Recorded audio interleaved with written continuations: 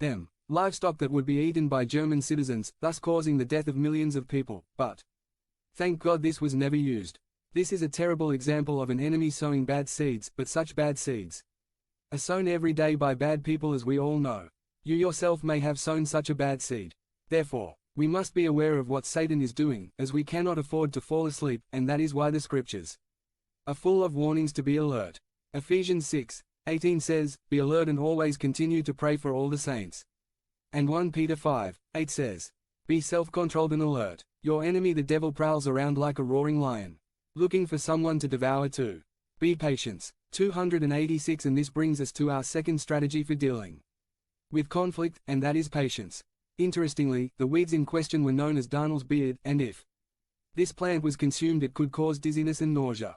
And Barber Darnel looks a lot like wheat until the heads form, and that's why no one in the parable realized there was something wrong at first. Well, not until the wheat had sprouted and formed heads, and then the servants realized that the weeds had been sown, and that's why they wanted to get them out immediately.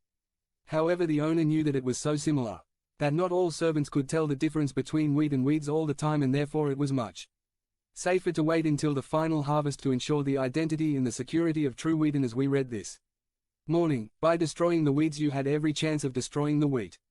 The servants were ordered to be patient, and it is the same with us, because we cannot distinguish between a true Christian and someone who merely confesses to being one sure.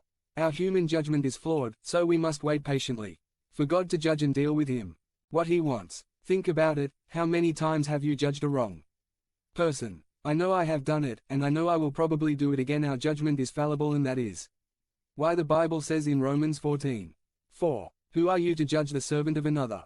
To his own master he stands or falls." Therefore, we should not judge others, because they are not our servants, they are servants for God to judge, and he alone.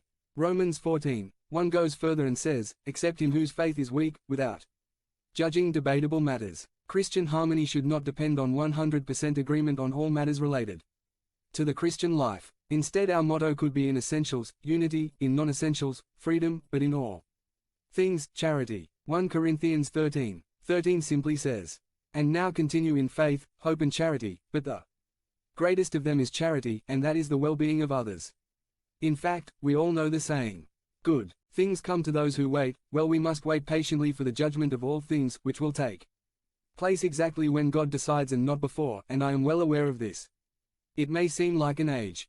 Being patient is a necessity in dealing with conflict, and my wife will tell you that this is a part of this sermon that I really need to hear myself, and wait patiently for God's judgment in God's time, because as we all know, when we get impatient and rush, what happens? We certainly make a